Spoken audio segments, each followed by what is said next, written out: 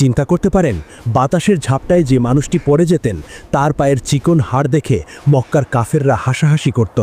অথচ নবীজি সাল্লাল্লাহু আলাইহি ওয়াসাল্লাম কসম খেয়ে বলেছিলেন, কিয়ামতের মাঠে এই চিকন পায়ের ওজন হবে উহুদ পাহাড়ের চেয়েও বেশি।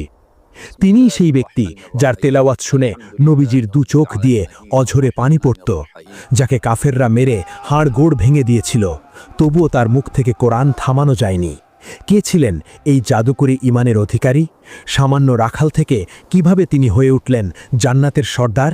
চলুন ঘটনার গভীরে যাই। নবুয়তের একদম শুরুর দিকের কথা। মক্কার মানুষ তখনও জানে না যে তাদের মাঝে শেষ নবী চলে এসেছেন। মক্কার অদূরে তপ্ত মরুভূমির এক নির্জন প্রান্তরে এক কিশোর ছেলে ছাগল চড়াচ্ছিল। ছেলেটির নাম আব্দুল্লাহ ইবনে মাসুদ। যদিও সে বয়সে কিশোর, কিন্তু অভাব আর কষ্টের কারণে তাকে অনেক আগেই বড় হয়ে যেতে হয়েছে। মক্কার এক প্রভাবশালী নেতা উকবা ইবনে আবি মুয়াইতের ছাগল চড়ানোই ছিল তার কাজ। সকাল থেকে সন্ধ্যা পর্যন্ত সে রোদে পুড়ে ছাগল চড়াতো আর বিনিময়ে সামান্য কিছু পারিশ্রমিক পেত। আব্দুল্লাহ ইবনে মাসুদ ছিলেন অত্যন্ত আমানতদার। তিনি অন্যের সম্পদ নিজের জানের চেয়েও বেশি রক্ষা করতেন। তিনি সমাজ থেকে দূরে থাকতেন, তাই মক্কায় নতুন কি ঘটছে তা তিনি খুব একটা জানতেন না। একদিন দুপুরের ঘটনা। সূর্য তখন মাথার উপর, মরুভূমির বালি আগুনের মতো গরম হয়ে আছে। আব্দুল্লাহ ইবনে মাসুদ একটা পাথরের ছায়ায় বসে বিশ্রাম নিচ্ছিলেন আর দূর থেকে তার ছাগলগুলোর উপর নজর রাখছিলেন। হঠাৎ তিনি দেখলেন মক্কার দিক থেকে দুইজন ক্লান্ত শ্রান্ত মানুষ তার দিকেই হেঁটে আসছেন। কাছে আসার পর আব্দুল্লাহ দেখলেন তাদের চেহারা থেকে নূর বা আলো ঠিকরে বের হচ্ছে। যদিও তাদের পোশাকে ধুলোবালি, ঠোঁট শুকিয়ে কাঠ হয়ে গেছে এবং তৃষ্ণায় তারা খুব কষ্ট পাচ্ছেন।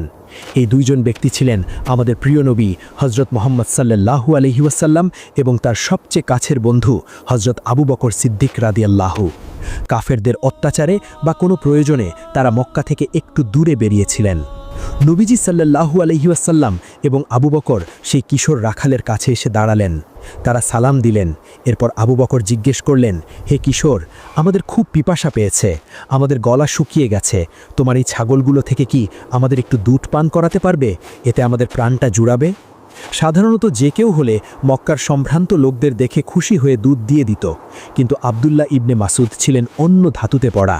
তিনি খুব বিনয়ের সাথে কিন্তু দৃঢ়ভাবে উত্তর দিলেন, আমাকে ক্ষমা করবেন, আমি আপনাদের দুধ দিতে পারবো না, কারণ এই ছাগলগুলো আমার নিজের নয়। আমি এখানে মাত্র একজন আমানতদার বা রক্ষক। মালিকের অনুমতি ছাড়া এর এক ফোঁটা দুধও আমি কাউকে দিতে পারি না। এটা আমানতের খেয়ানত হবে। চিন্তা করুন, মরুভূমির মাঝখানে দুজন তৃষ্ণার্ত মানুষ, কেউ দেখার নেই, মালিকও নেই। চাইলেই তিনি দুধ দিতে পারতেন, কিন্তু কিশোর আব্দুল্লাহর এই সততা দেখে নবীজি এবং আবু বকর মুগ্ধ হয়ে গেলেন। নবীজি বুঝলেন এই ছেলেটি সাধারণ কেউ নয়, এর ভেতরে সত্য গ্রহণের যোগ্যতা আছে। নবীজি তখন মুচকি হাসলেন। তিনি আব্দুল্লাহর সততায় খুশি হয়ে বললেন, ঠিক আছে, তোমাকে আমানত ভাঙতে হবে না। আচ্ছা বলো তো, তোমার পালের মধ্যে এমন কোনো ছাগল বা ভেড়া কি আছে যার ওলানে এখনও দুধ জমেনি, অর্থাৎ যেটি খুব ছোট বা বয়সের ভারে দুধ দেওয়া বন্ধ করে দিয়েছে? আব্দুল্লাহ ইবনে মাসুদ অবাক হলেন।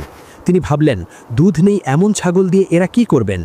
তবুও তিনি বললেন, হ্যাঁ আছে, ওই যে দূরে একটা ছোট মাদি ছাগল দেখছেন, ওটা এখনও বাচ্চা দেয়নি, তাই ওটার ওলানে কোনো দুধ নেই, ওটা একদম শুকনো। নবীজি বললেন, ওটাকে আমার কাছে নিয়ে এসো। আব্দুল্লাহ ইবনে মাসুদ কৌতূহল নিয়ে সেই শুকনো ছাগলটিকে ধরে নবীজির সামনে নিয়ে এলেন। তিনি ভাবছেন, এই শুকনো হাড় জিরজিরে ছাগল থেকে দুধ বের করা তো অসম্ভব। নবীজি বিসমিল্লাহ বলে ছাগলটির গায়ে হাত বুলিয়ে দিলেন। এরপর তিনি ছাগলটির শুকনো ওলানে তার মোবারক হাত রাখলেন এবং আল্লাহর কাছে দোয়া করলেন। আব্দুল্লাহ ইবনে মাসুদ চোখের পলক না ফেলে তাকিয়ে আছেন। হঠাৎ এক অলৌকিক দৃশ্য দেখা গেল। আল্লাহর নবীর হাতের স্পর্শে সেই শুকনো ওলানটি চোখের নিমেষে ফুলে উঠল এবং দুধে টলমল করতে লাগল। মনে হলো এটি যেন সদ্য বাচ্চা দেওয়া কোনো সুস্থ সবল ছাগল। নবীজি হজরত আবু বকরকে বললেন একটি পাথর বা পাত্র আনতে। আবু বকর একটি গর্তযুক্ত পাথর নিয়ে এলেন। নবীজি সেই পাথরটি পূর্ণ করে দুধ দহন করলেন।